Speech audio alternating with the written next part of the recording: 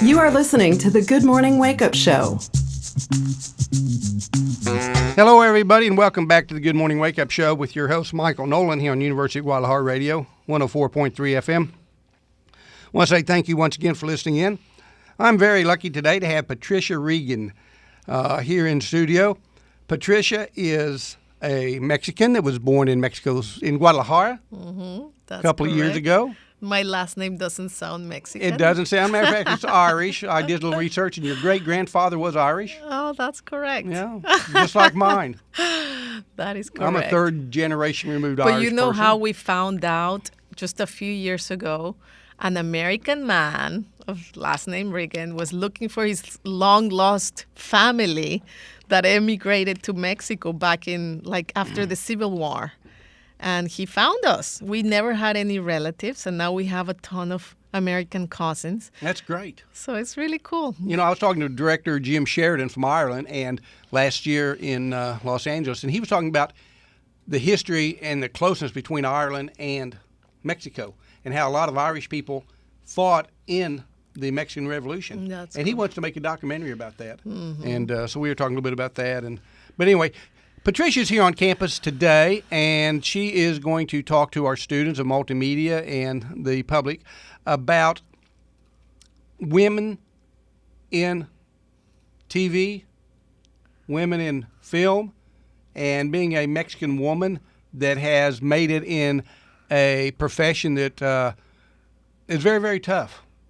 So congratulations. Thank you very much for being on the Good Morning Wake Up Show. I appreciate it very much. Thank you. I don't know if you said that I'm a film director. Did you say I'm a director? Yeah, film director, screenwriter, Yes. TV. And now TV director. TV. I know you just did a thing about Jack Ryan, That's right. who is a kind of a legend. It's been played Jack Ryan part by many, many people over the years, kind of like James Bond. Uh-huh. And you're working on a pretty neat, looks like series about people that have been wrongly prosecuted with, I think Kelsey Grammer's in that. You've been very thorough with your research. That's Well, very impressive. This Good Morning Wake Up Show is about all I do. I'm retired otherwise. And play golf. I play golf almost every day. Yes, I shot the first season of Jack Ryan for Amazon. It's coming out in August. They delayed it until the end of the soccer World Cup. Otherwise, nobody would watch it. And That's since, true with a lot of shows. since it's like a global, character, really. It was a lot of fun. We shot in Morocco, in Oh, really? France, in Canada, and You shot at some exotic places. I know you shot some in Colombia during doing one of my favorite movies, 33, that's correct. with Antonio Banderas and a cast of others. I was really interested in that movie because I worked in the oil and gas industry for many years, drilling wells. And I had some technical problems with the movie, with the drilling part of it. But, that's funny. We should I'm not discuss hired to them. be a person that criticizes movies, but I know a lot about the oil and gas industry and how to drill wells and how to, I've worked in coal mines before in Alabama because there's a lot of methane gas in coal mines. But that's another show. Patricia's here on campus, and she's giving a lecture, as I said, to the multimedia students, and it's open to the public. Let's talk a little bit about your talk, because a lot of people that are especially listening today didn't have a chance to come, and they'd like to hear what you have to say. So, Well, it's the era of the Me Too. So one of the things I've always talked about, but now I can do it more freely, is my experience as a woman, being a director in Hollywood. And, I became a director in the U.S. I'm very thankful of my experience as a student at Columbia University in New York. Very And how prestigious school. democratic, that space was that allowed me to really become what I am, which is a director. I had to leave Mexico to, find myself in that sense, to find that, recognition and that valor, to go for it. But later on, I started experiencing a lot of difficulties. I mean, extreme difficulties in doing my career. And I am very talented. And I had a really huge start. So I didn't understand why it was so difficult. And despite the difficulties, I have shot 5 features. I am one of the 2 most prolific directors in the U.S., female directors, in the last decade. So it's not that I haven't been working and I'm bitter about, not getting a job. I get myself a job, but the size of the job is what, has brought to me, the understanding of what discrimination is. Okay, so this last year or 2 have been eye openers for me about why has it been so hard, and the fact that finally this year in television, I have access to shows like Jack Ryan and others that I'm doing has to do with the fact that the Me Too movement and everything that has happened for gender equality in the U.S. has finally made people open the damn door to us, Maybe break that glass ceiling that's been there. I think that's different because that has to do with money. We still don't get paid the same. Equally, that's true. But at least in television, the door has been slightly open, and we're getting in there, females. This year, for the first time, the network pilots let female directors in. So I grabbed one, and I was competing against really big white male directors. And I grabbed one, and so did a few other females. The percentage of female directors increased. And then there was an article published right after saying that the most pickup pilots this year were directed by female directors. Well, so it's not only that we were allowed to make them, we proved that we made the best ones. Actually, my Kelsey Grammer show got picked up. It's the only show that Fox is taking too serious this year. And it's directed by a woman. Well, congratulations. I'm kind of biased that way because I have 2 daughters. And I have 2 granddaughters. And I'm very, very proud of all of them. They've been very successful. My daughters have. I'm really, really working hard on my granddaughters. They're 13 and 10. And the youngest one, Baylor, she wants to have her own TV show. She's been watching Nickelodeon and all the Disney shows ever since she was a baby with her bigger sister. Ask her about my movie Lemonade Mouth. Oh, she knows all about that. She knows quite a bit about TV. She knows. Kids today are so smart. I'll be 64 in a couple of weeks. And when I went to university, there were no computers. And, of course, no cell phones, and technology has changed so much. Just being around the campus here is a lot of fun because we have the green screen technology and modern technology. It's really, really great. But I had 5 brothers and 1 sister. So I never did have a lot of women in my life until I got married and started having daughters. And then I worked in a very dominated male industry, the oil and gas industry. Yes, there were women there, but it was very male-dominated. Then when I came here several years ago, I started being around a lot more younger students again. And I got to meet some very interesting women here in Puerto Vallarta that have started their own businesses, that are entrepreneurs, their daughters that are kind of following in the footsteps. It may be a restaurant. It may be – I have one good friend. She owns 5 tire stores. And you wouldn't think that would be a female type line of work, but her father was in it, and she fell right into it. And she's very, very successful. I'm always looking for women, young and old, to be on my radio show. And I don't mean old, I mean mature, women that are over 30 that have been out of college or not, adolescents, that are successful. And talk to the young students, talk to younger students about how they stair-step their way to success, and mainly plant the seed that women can do everything and anything that a man can. And they just have to be encouraged. And I really, I did that to my daughters, and I'm doing it to my granddaughters. And I want to say thank you very much for what you have done. That's one of the things that, I really appreciate about moving to New York and going to school there.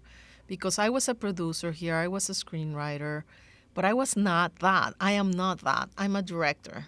And it took me much longer than a man to find out about that because I was in Mexico and there was no encouragement, there was no recognition, there was never the opportunities or if I looked for them, they were denied. And it was really going there and finding other people recognizing what I did well, and letting me know about it, that just opened my eyes and gave me, I guess, the belief in myself that that's who I was, and the courage to just go for it. Well, you have done some fabulous movies. I mean, the list goes on, and some very successful. You've worked with some of the biggest names in Hollywood and on TV.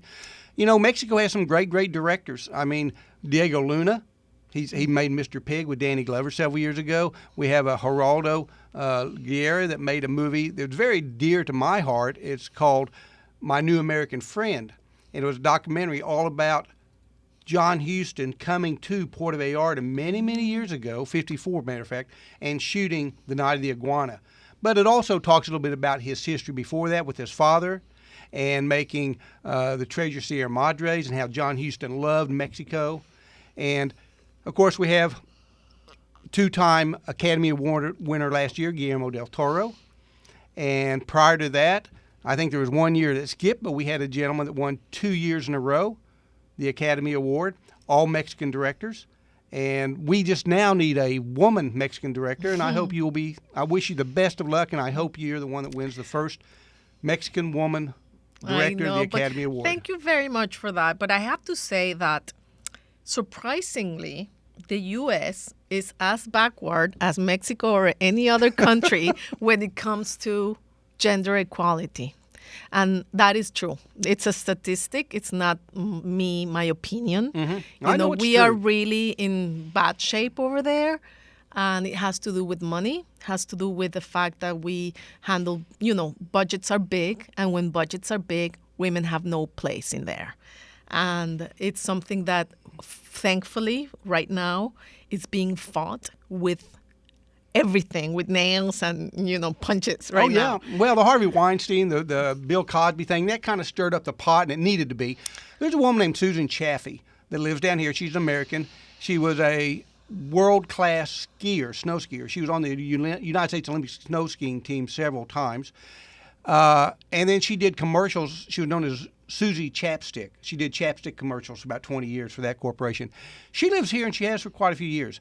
And that is her main goal, is to try and get equality for women, not only in America, but mainly here in Mexico, because I think in Mexico they're even, I hate to say this, but they're treated with less value than they are in America and some of the other countries around the world. And she's really trying to change it. And there's so many expats that listen to the show that are really working hard. Like the library here was started by Canadians and Americans. A lot of the orphanages, the same way. Women come down here, and they really get excited about things, and I'm so happy and so proud. But in terms of society, we're in, Mexico is in really bad shape. I mean, we are far from that Me Too movement that's happening in the U.S. Hopefully it'll influence, every country around the world. But in terms of film, which is my major, thing. Yes. We have a long way to go. Just last night, an article was published by, the DGA saying, hey, guys, the president of the DGA, nothing has changed, in these last few years. Statistics are the same. So what's up with all the talk if we're not changing it yet? So, I just hope that, we continue the fight. And then, I will encourage today when I talk to the students and to the public to really bring it on here. Fight for that gender equality without fear like they do in the U.S. Those women are fearless. And it's good. It's we're the so only lucky way. the lessons you're going to be teaching to the younger students. They're our future. And if they can hear things from you, I know Guillermo del Toro, he came back in March to Guadalajara and held a lecture series for about 2 hours. And he talked to a lot of students in multimedia. It was a hard ticket to get. He had just come off the win of the Academy Awards 2 weeks prior. But he did mention that. He did mention, hey, we've got some unbelievable directors, film people, cinematographers, actors here in Mexico. We need to keep upping that. And he was encouraging the students to do that, male and female. And he said something really nice that I'm actually planning to say in my talk today. He was giving his speech, his acceptance speech at the DGA, which I'm a member of. And he said, up to now, only 50% of voices have been heard in cinema. Just imagine when we open the door to the other 50% of the stories that are out there. He was referring to women. Yes, and women have a different What perspective. would that be like? I mean, it's such a beautiful thought. Well, the emotions that women bring into things. I was raised by a very, very strong mother. She was a United States Army colonel. She was a nurse. Day after Pearl Harbor, she joined the Army, came out many years later, and that's where she met my father. But my dad always said he was captain of the ship, but he was married to an admiral. Because my mother ran our home with the 5 boys just like a military base. I went to Catholic schools for 14 years. And so I know a really strong figure in a woman. I tried to instill that to my daughters, my granddaughters, and now the student that are around here, the girls. And it's just great that we have a very successful person that is, first of all, woman, second of all, Mexican, that has made it in a very competitive industry in the United States, in not only New York, which is, the Big Apple. Then you go to Hollywood, and you've been very successful in both endeavors. What do you like better, TV or films? Definitely, They're different. I know definitely they are. Film, for sure. I'm experimenting television because it's a very great medium right now. The stories are great, the actors there are great, and it's definitely worth dipping in. But you don't have the authorship in TV as you do in cinema. So, there's a lot more people making decisions, in terms of division. So, as much as I have enjoyed the experiences, I want to move back into cinema as soon as possible. Well, you can tell great stories, you can develop them, and I'm looking forward to seeing the Jack Ryan series and then also the new series you're doing, but I'm looking to see some more great films. I kind of took it on my own to get you a couple of things, and I hope you don't mind if I give you a little present. I'm not trying to buy you anything, but first I want to give you this. It is, I know what these are. Everybody sees these real colorful bracelets that are all around, and so I had a couple of them made up, and so that's the first one I wanted to give you. Thank you. And then I want to give you this one. I hope you don't mind. Oh my God, that's beautiful. La Misma Luna, that's the name of my first feature. And then we got to go to the dark green. I got that up. Oh, that's down. so sweet. Girl in Progress. That's another movie I made. So now you got 5 little bracelets you can wear on your wrist or give to your daughter. Did you have a daughter? I do. I have a 10-year-old. I thought she might like those a little bit more than you. She's fabulous. Anyway, I just want to say thank you for taking the time to be on the Good Morning Wake Up Show. That's beautiful gifts. Thank you so much. These are precious, precious bracelets. I had them handmade just for you, special. Thank you so much. But you're a very special lady, and I want to say thank you very much for what you're doing for the women's movement. And I'm very happy that you guys have this show. I love that, Americans and Canadians have a show to listen to. I think that's super important. Well, it's all because of Dr. Marco Antonio Cortez Gradado, the rector of the university, who, if you haven't met, you will, and a couple of the other professors. You're talking about women. My wife is one of 5 girls in her family. Her father was a very, very strong figure, but so were her 4 aunts on her father's side, and her 4 aunts, or 3 aunts on her mother's side, all from Guadalajara, and they're all professors, they're all lawyers, they're all, very successful women, and so my wife is a very successful woman, but they also try and give back. Speaks very highly of you to have a smart, awesome it is. Woman. Well, at your side. I'm not as dumb as I look. Well, Hector's telling me we've got to say goodbye. Patricia, is there anything in closing you'd like to say to our listening audience? Well, enjoy my country, enjoy my beach, enjoy this beautiful place, which I love so much. I live in LA, and I can't wait to come and retire here. We want you. I've got a couple good friends who are in the real estate industry, so they'd like to have you come. But again, thank you very much for taking your time to be on the Good Morning Wake Up Show. And more important, thank you very much for taking the time to come down, spend a few days here, and talk to the students and the crowd that gets to listen to you. I'd like to have you back on the show sometime, maybe if I'm in Hollywood or in L.A. for the film festival. Absolutely. Which is going to be in, I think, the very last week of October. I'd like to see you there and maybe talk and visit a little bit more. But again, Patricia, Riggen, thank you very much for taking your time to visit and come on the Good Morning Wake Up Show. Thank you, Michael. Okay, we got to take a break. We'll be back with more of the show in just a couple minutes. We'll be right back. You are listening to the Good Morning Wake Up Show.